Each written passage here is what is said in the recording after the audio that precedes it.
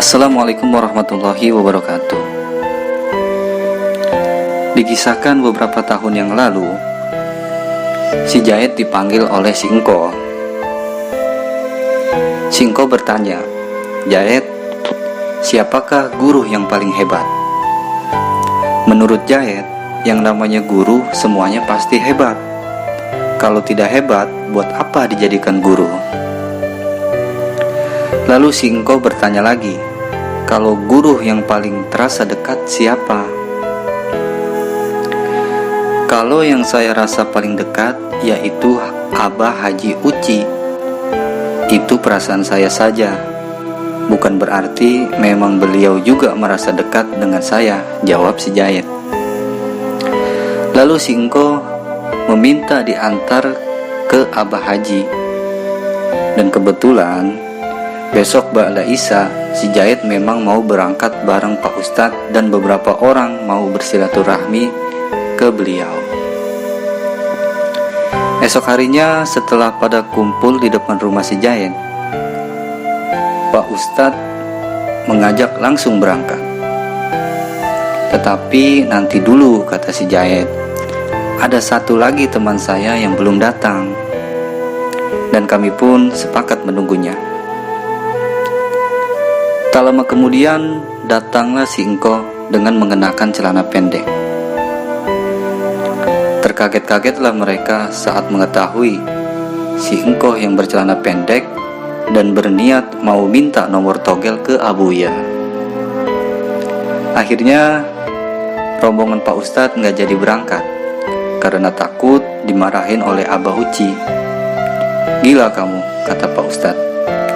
"Masa mau minta nomor togel ke Abah Haji? Saya pun bisa marah, apalagi beliau. Itu sama saja menghina. Emang Abah Haji dukun? Belum lagi pakai celana pendek," tandas Pak Ustadz. Akhirnya pergilah si Jahit berdua dengan si Engko. Ternyata saat sampai di sana, Abah Haji Uci baru saja pergi meresmikan pembukaan pondok pesantren seorang santri di Kendal.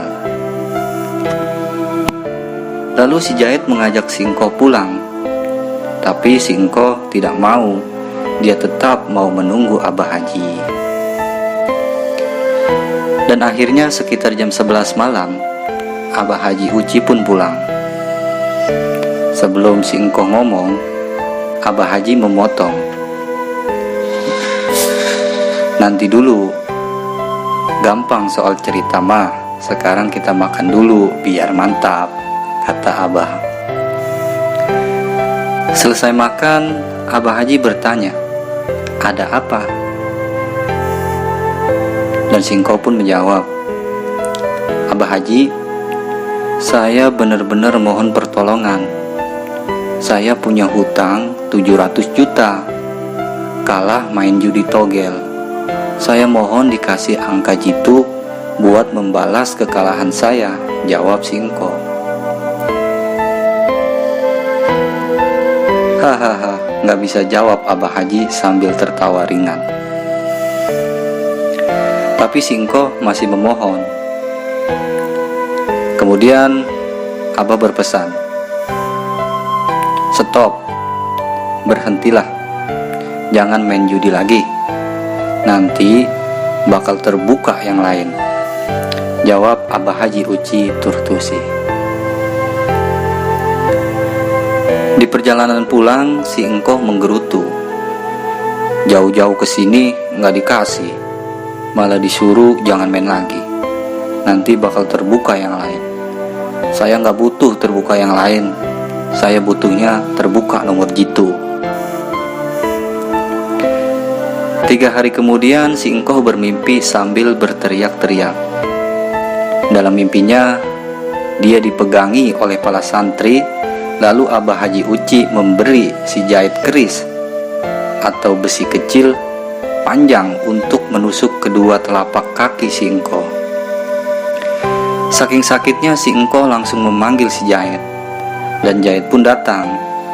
Anehnya, walaupun mimpi, tapi saat terbangun bekas tusukannya masih ada sebanyak 7 tusukan. Si Jahid pun melihat itu. Singkat cerita, beberapa bulan kemudian si engkoh bersyahadat di depan Kiai Haji Baihaqi Abdurrahim Pabuaran Cimone. Bahkan kemudian dia bisa mengobati orang sakit dan lain-lain. Pada saat itu si engkoh baru menyadari, inilah yang dimaksud Abah Haji Uci. Nanti bakal terbuka yang lain. Ternyata yang terbuka adalah hatinya untuk dapat menerima iman Islam. Itulah Abah Haji Uci. Ia tidak memarahi, mengusir orang yang berniat jelek, malah dikasih makan dan dinasehati, bahkan didoakan. Wallahu a'lam bishawab. Wassalamualaikum warahmatullahi wabarakatuh.